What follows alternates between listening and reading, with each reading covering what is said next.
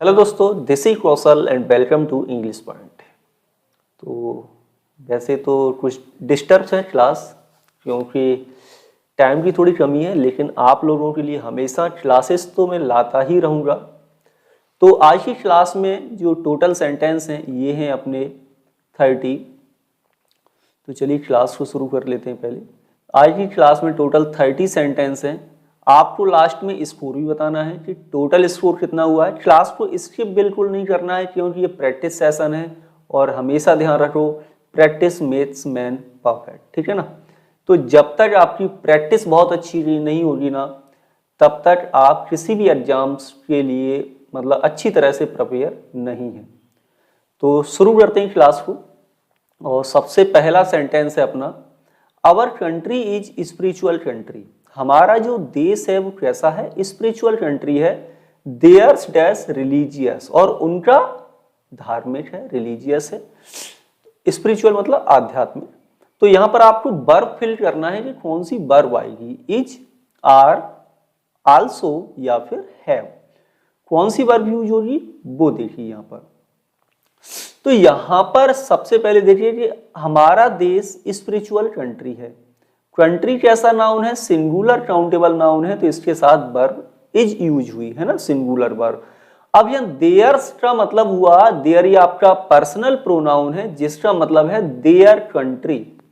Theirs मतलब their country. अब their country में कंट्री आपका क्या, देयर तो प्लूरल है, लेकिन कंट्री क्या है? सिंगुलर है। तो सिंगुलर के अकॉर्डिंग यहां पर सिंगुलर वर्ब आएगी, जो कि आंसर है आपका option number A. I hope आप लोगों ने ऑप्शन नंबर ए ही लगाया होगा। ए ऑप्शन राइट है क्वेश्चन नंबर 1 का।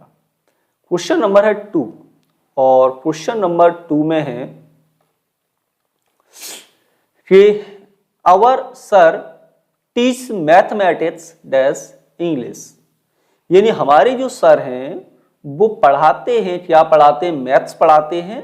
किसके अलावा?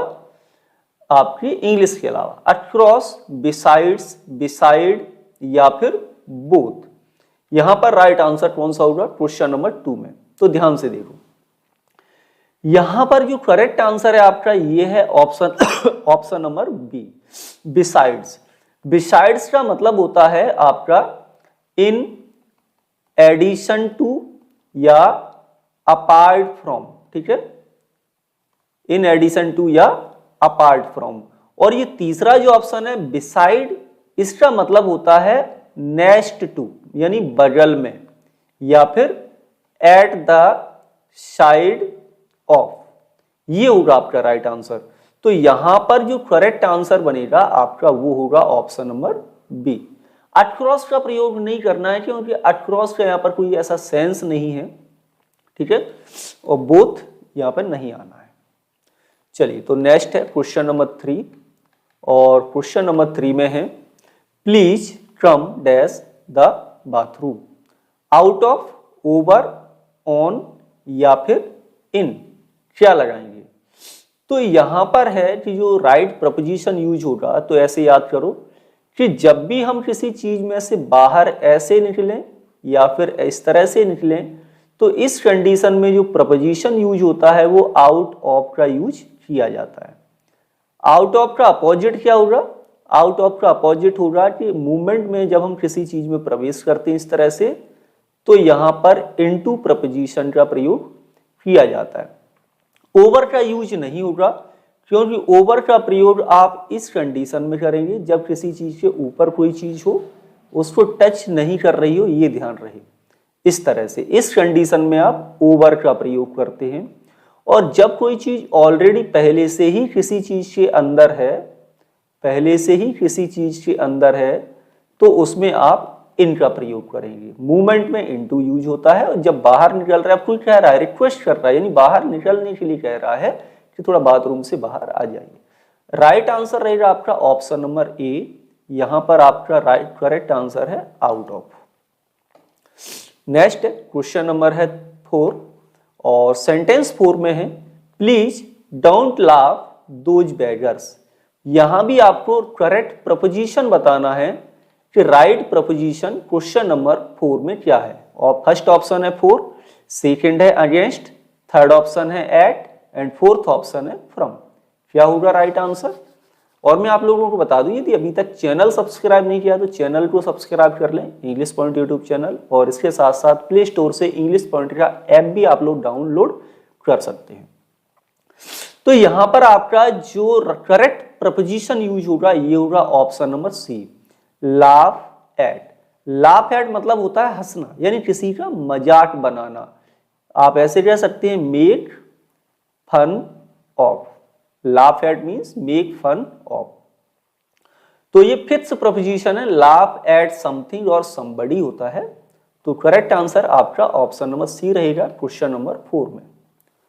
सेंटेंस है आपका 5, सेंटेंस नंबर 5 में है please dash stop dash so many mistakes. To make, make, making या फिर मेक्स। क्या है राइट आंसर क्वेश्चन नंबर 5 में? तो सेंटेंस नंबर 5 में देखो यहां पर आपका नॉन फाइनाइट वर्ब का प्रयोग किया जा रहा है। किसका यूज हो रहा है? Non finite verb. तो यहां पर आपका जीरंड यूज होगा, और जीरंड में क्या लगाना? जीरंड क्या होता है? नॉन फाइनाइट वर्ब ही होती है, इन्फिनेटिव पार्टिसिपल और जीरंड। जीरंड में क्या है कि ये वर्ब में आईएनजी फॉर्म होता है लेकिन सेंटेंस में नाउन की तरह कार्य करता है। तो यहां पर लिखना है आपको making, stop making so many mistakes, यानी कि इतनी सारी गलतियों को करना थोड़ा बंद कर दो। नेक्स्ट है सेंटेंस 6, सेंटेंस नंबर 6 में C dash her husband for 15 minutes. यहां पर बताइए करेक्ट आंसर क्वेश्चन नंबर 6 में इज बीटिंग होगा, या हैज बीन बीटिंग, या फिर हैज बीन बीटन, या फिर बीट्स। अब इज बीटिंग लिखेंगे तो ये कौन सा टेंस बनेगा आपका? ये बनेगा प्रेजेंट कंटिन्यूअस टेंस, ये प्रेजेंट परफेक्ट प्रोग्रेसिव टेंस, ये पैसिव वॉइस बनेगा। किसमें बनेगा पैसिव? प्रेजेंट परफेक्ट टेंस में। ध्यान रहे हैज बीन हैव बीन के बाद वर्ब की थर्ड फॉर्म लिखोगे तो वो सेंटेंस आपका पैसिव वॉइस में बनेगा, और बीट्स लगा देंगे तो प्रेजेंट इंडेफिनिट टेंस बनेगा। अब यहां पर आपका सेंस ऑफ फोर के साथ टाइम दिया हुआ है, तो एक ही ऑप्शन है जो होगा ऑप्शन नंबर बी राइट। यहां पर लिखिए has been beating, correct answer है क्वेश्चन नंबर 6। सेंटेंस है 7, the English dash English speak spot spoken या इज स्पोकन। कौन सा ऑप्शन राइट है क्वेश्चन नंबर 7 में? अब यहां पर देखो इंग्लिश क्या है? नेशनलिटी है। नेशनलिटी से पहले डेफिनेट आर्टिकल का प्रयोग कर देंगे तो यहां पर इंग्लिश पीपल से अर्थ हो जाएगा। इंग्लिश पीपल मतलब इंग्लैंड के लोग, है ना?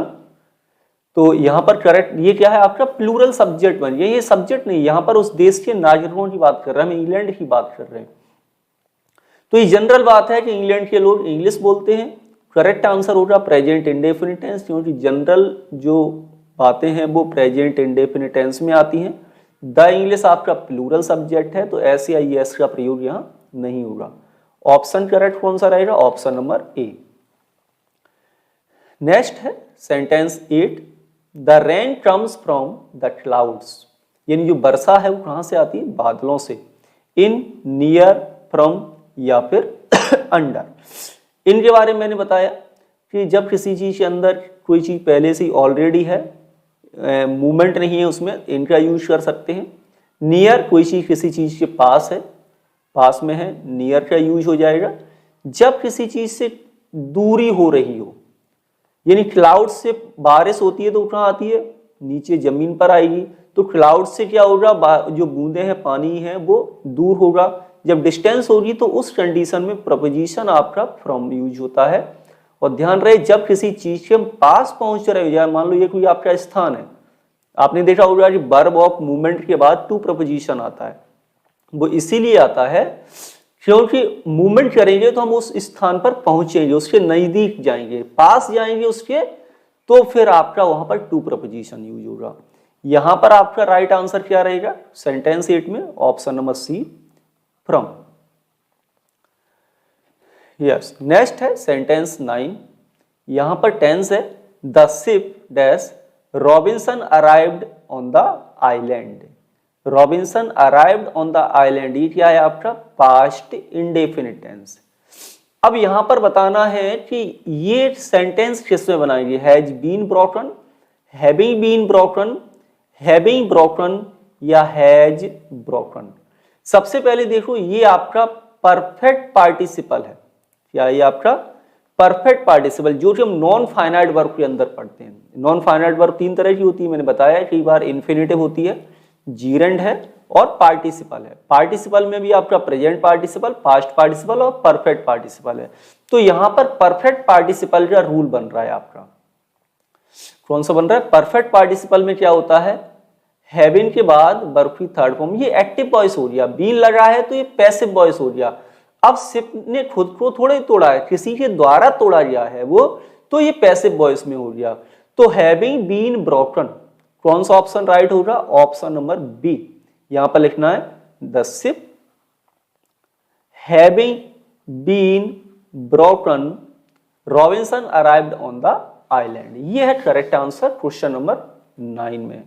जितने भी क्वेश्चंस में यदि आपको कोई डाउट्स हो तो कमेंट के माध्यम से पूछ सकते हैं, या फिर आप लोग इंग्लिश पॉइंट ऐप को डाउनलोड करके वहां पर भी कमेंट सेक्शन में आप कमेंट कर सकते हैं। नेक्स्ट है sentence number 10, the stars dash counted, can counted, can be counted या कैन नॉट बी काउंटेड या मस्ट काउंटेड, क्या होगा क्वेश्चन नंबर 10 का करेक्ट आंसर। तो यहां पर देखो, यहां पर सबसे पहले हम काउंटिंग की बात कर रहे हैं, तो स्टार्स को काउंट करना क्या है, इम्पॉसिबल है, क्या है, इम्पॉसिबल है। तो निगेटिव बनाना है फिर हमें, यानी कि स्टार्स को काउंट नहीं किया जा सकता। और ये भी सेंटेंस आपका क्या बन रहा है, पैसिव वॉइस, ये पास्ट पार्टिसिपल फॉर्म हो गया, बी वर्ब कंपलसरी होगी पैसिव वॉइस बनाने में। तो यहां पर आप लिखेंगे stars can not be counted, तारों को काउंट नहीं किया जा सकता। कौन सा रहेगा right answer, option number C आपका सेंटेंस 10 में। 11 है कि 3 इडियट्स मूवी देखी होगी, रियली अ वॉचेबल मूवी। जो 3 इडियट्स है मूवी वो क्या है, वास्तव में वॉचेबल मूवी है, देखना चाहिए, काफी चीजें सीखने के लिए उसमें मिलती है आपको। आर का प्रयोग करेंगे, इज करेंगे, सुपर्ब होगा या फिर डू लगाएंगे, क्या करेंगे बताइए क्या होगा यहाँ पर राइट आंसर। अब यहाँ पर देखो सेंटेंस का जो सब्जेक्ट है ये दिखने में प्लूरल है, लेकिन इसका जो कंप्लीमेंट है, जो प्रेडिकेट है, वो सिंगुलर यहां पर लिखा हुआ है, अ वॉचेबल मूवी। अब वॉचेबल मूवी यानी कि 3 इडियट्स एक मूवी है। तो यहां पर जो राइट आंसर होगा वो क्या होगा आपका सिंगुलर, और करेक्ट आंसर रहेगा आपका B, is. 3 idiots is really a watchable movie. Sentence है 12, Chirag hardly ever puts dash question mark. अब ये क्या है, सेंटेंस आपका लिखा हुआ है और क्वेश्चन मार्क लगा है, तो ये सेंटेंस आपका क्वेश्चन टैग है, ठीक है। क्वेश्चन टैग में क्या होता है, सेंटेंस का स्टेटमेंट यदि पॉजिटिव है यानी अफर्मेटिव लिखा है तो क्वेश्चन टैग आपका नेगेटिव बनेगा, यदि सेंटेंस नेगेटिव लिखा है तो क्वेश्चन टैग आपका पॉजिटिव होगा यानी अफर्मेटिव बनेगा। अब यहां पर एक एडवर्ब यूज हुआ है हार्डली, हार्डली के बराबर मतलब होता है ना के बराबर, ठीक है, इसका मतलब ही निगेटिव है यानी कि ये निगेटिव सेंस देता है। तो यहां पर क्वेश्चन टैग आपको पॉजिटिव बनाना है। सेंटेंस प्रेजेंट इंडेफिनिट टेंस में है, तो प्रेजेंट इंडेफिनिट टेंस के according option number D right answer होगा, डज ही। क्वेश्चन टैग में क्या है, किसी बात को, उस स्टेटमेंट को कंफर्म करने के लिए क्वेश्चन टैग पूछा जाता है, ये ध्यान रखिए। नेक्स्ट है सेंटेंस नंबर है 13, और 13 में है I don't know the city he lives, मुझे नहीं पता है वो शहर जहां वह रहता है, व्हाट, वेयर, व्हेन या फिर विच। तो ये आपका सेंटेंस क्लॉज लिखा हुआ है, कौन सा क्लॉज है, नाउन क्लॉज है, सबऑर्डिनेट क्लॉज में आता है। और यहां पर हम बात कर रहे हैं प्लेस की, स्थान की, स्थान की बात कर रहे हैं, तो हमारा यहां पर जो कंजंक्शन यूज होगा वो होगा आपका वेयर, प्लेस के लिए वेयर लगाना है। तो ये करेक्ट आंसर है, मुझे नहीं पता है वो शहर जहां वह रहता है, तो वेयर आपका राइट आंसर है सेंटेंस नंबर 13 में। यदि आप लोगों ने अभी तक क्लॉजेस नहीं पढ़े हैं तो प्लेलिस्ट में जाइए, क्लॉज चैप्टर देखिए, बहुत ही अच्छे तरीके से डिटेल में मैंने पढ़ाया है, काफी बड़ा टॉपिक है और एक दो बार आप यदि वो देख लेंगे तो आपकी क्लॉज 100% क्लियर हो जाएंगे वहां से। फिर भी कोई प्रॉब्लम आती है तो कमेंट के माध्यम से पूछते चलिए। नेक्स्ट है सेंटेंस आपका 14। He always stammers in public meetings but today जी speech test was fairly audible to everyone, was not liked by the audience, as not received by the audience, was surprisingly fluent। क्या रहेगा? देखो, he always stammers in public meeting। ये public meeting में वो क्या करता है, मतलब जैसे बोले ना, वो बोल नहीं पाता या शब्द टूट जाते हैं या उसे झिझक होती है, सारी चीजें। लेकिन आज उसकी जो स्पीच है वो कैसी रही? Audible, light. तो बट कंजंक्शन लगा हुआ है तो इसके अपोजिट आपको इधर बनाना है। तो यहां पर जो आंसर फिर होगा ये होगा ऑप्शन नंबर 4 कि but today's speech was surprisingly fluent. लेकिन आज की जो स्पीच है उसकी वो कैसी है? सरप्राइजिंगली फ्लुएंट है। ठीक है। और स्टैमर्स का जो मीनिंग बताऊं तो मैं बता दूं कि इसका मतलब होता है कि बोलते बोलते अचानक रुक गए, पॉज ले लिया उसमें, है ना, या फिर बार बार कुछ लेटर्स को, कुछ शब्दों को बार बार रिपीट कर रहे हैं, मतलब वो इफेक्ट नहीं पड़ता मीटिंग पर या बोलने पर, वो इफेक्ट नहीं पड़ रहा सामने वाले को सुनने पर, तो वो आपके स्टैमर्स हो गया।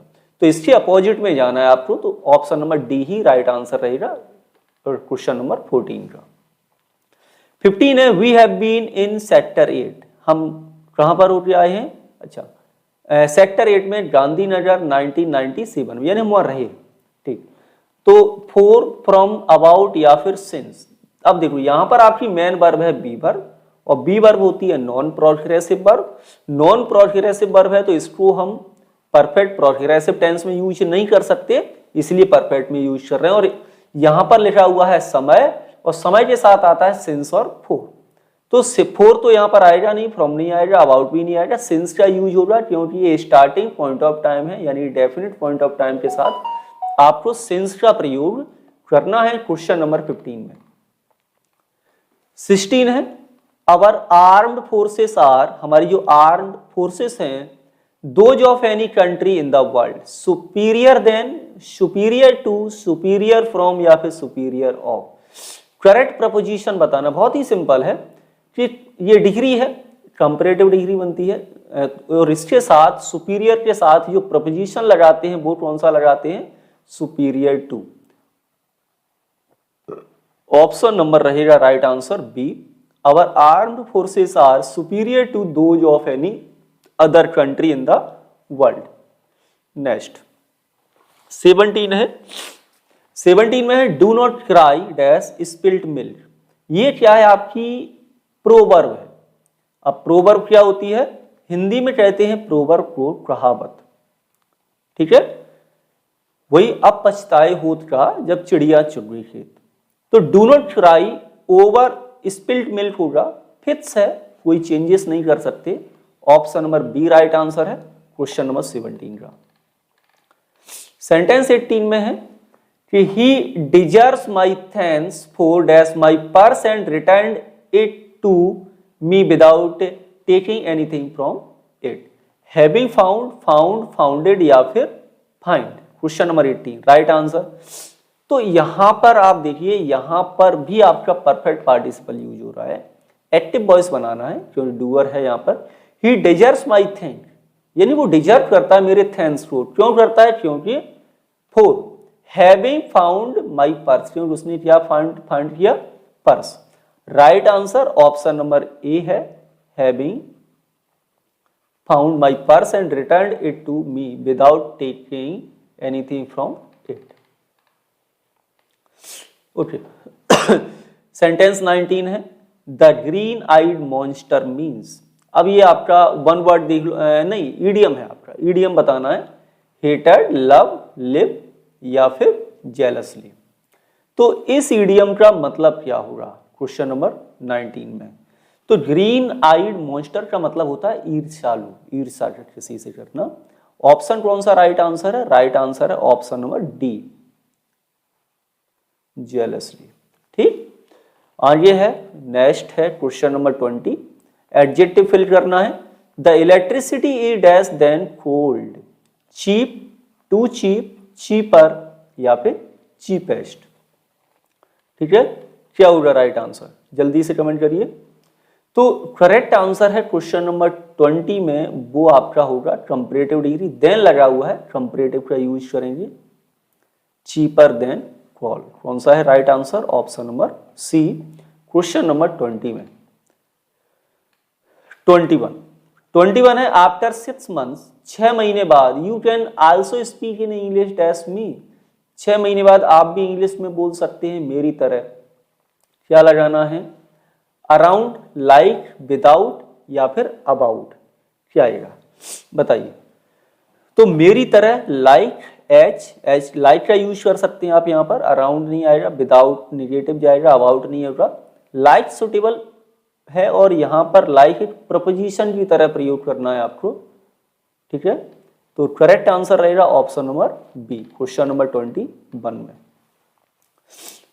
22 ऑल द विनर्स टेस प्राइजेस टुमारो, जितने भी विनर्स हैं उनको प्राइज क्या किया जाएगा, कल दिया जाएगा। अब देखो टुमारो लगा हुआ है, फ्यूचर बनाना है तो सभी टेंस फ्यूचर में ही है, लेकिन प्राइज किसी के दूसरे के द्वारा दिए जाएंगे, प्राइज किसी दूसरे के द्वारा दिए जाएंगे और पैसिव वॉइस बनाना होगा आपको। ठीक है, तो आपका करेक्ट आंसर क्या होगा, विल बी के साथ पास्ट पार्टिसिपल आएगा, विल हैव नहीं होगा यहाँ पर और पैसिव भी नहीं है। Right answer option number A, यहाँ पर लिखेंगे आप विल बी गिवन, कि all the winners will be given prizes tomorrow, यानी कल सभी विनर्स को प्राइज दिए जाएंगे किसी के द्वारा, पैसिव रखना है आपको। 23 है America dash the powerful president have, has, is या फिर डच। अब अमेरिका क्या है, अमेरिका एक कंट्री है और जब ये कंट्री है तो इसके साथ आपको क्या लगाना है, जैसे कि आपका यहाँ पर हैज का यूज होगा क्योंकि सिंगुलर सब्जेक्ट है और पजेशन की बात हो रही है, पजेशन है सेंटेंस में, हैज यहाँ पर करेक्ट आंसर होगा जो कि एक मेन वर्ब के रूप में है। आगे बढ़ते हैं क्वेश्चन नंबर 24।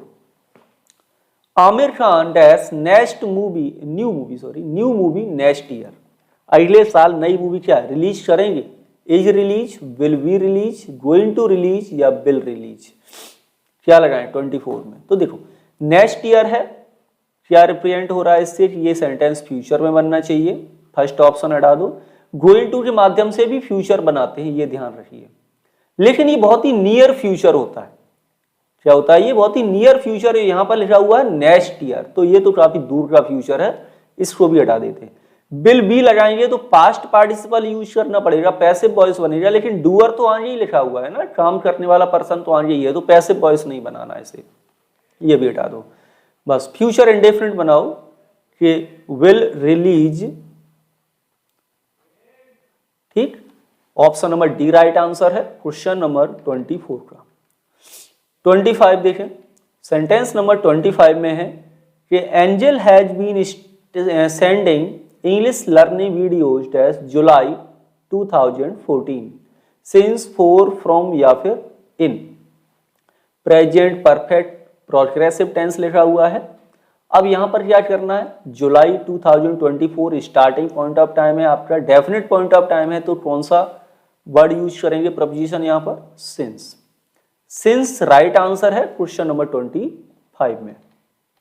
आगे है 26 में क्या है, angel is famous dash English in Jordan, for, in, about या फिर विद।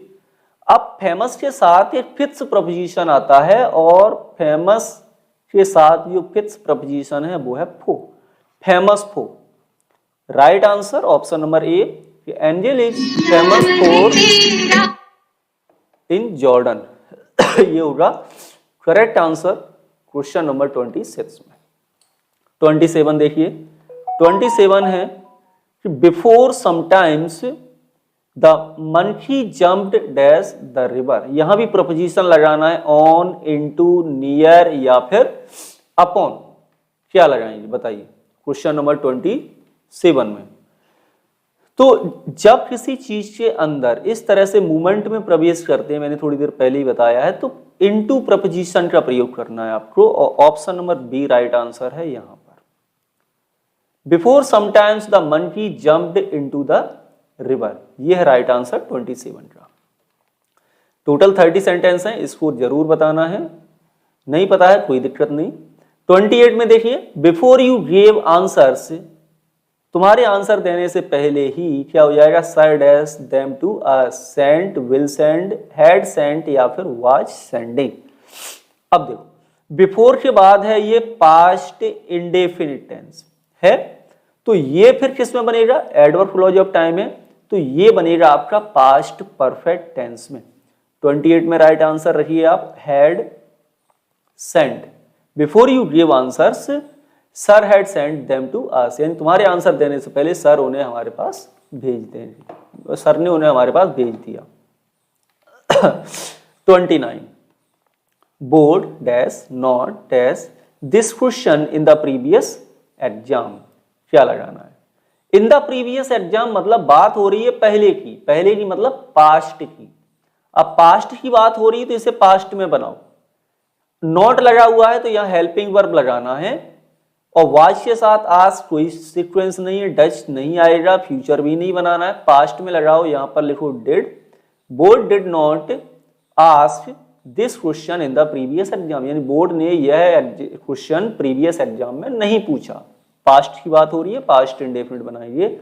और लास्ट क्वेश्चन है बहुत ही सिंपल सा, Columbus was in search dash America, preposition बताना है, फॉर, ऑफ, अबाउट या फिर अंडर, क्या लगाएं, तो इन सर्च ऑफ आपका पूरा प्रपोजिशनल फ्रेज है, ऑप्शन नंबर रहेगा B right answer question number 30 में। क्लियर है? तो चलिए आज की क्लास में इतना ही। आई होप क्लास अच्छी लगी होगी। इसी तरह की क्लासेस मैंने बहुत सारी अपलोड की हुई हैं आपके लिए, और काफ़ी अच्छा कंटेंट आपको मिलेगा। प्लेलिस्ट में जाइए, प्रैक्टिस सेट सर्च कीजिए, और एक और प्लेलिस्ट मैंने अभी बनाई है ऑब्जेक्टिव इंग्लिश ग्रामर, आप उसको भी सर्च कर लीजिए, सारी चीज़ें आपको वहाँ पर मिलेंगी बहुत ही अच्छे तरीके से। आज की क्लास कैसी लगी कमेंट के माध्यम से बता सकते हैं, और प्ले स्टोर से इंग्लिश पॉइंट का ऐप भी जरूर डाउनलोड करें। Thank you for watching.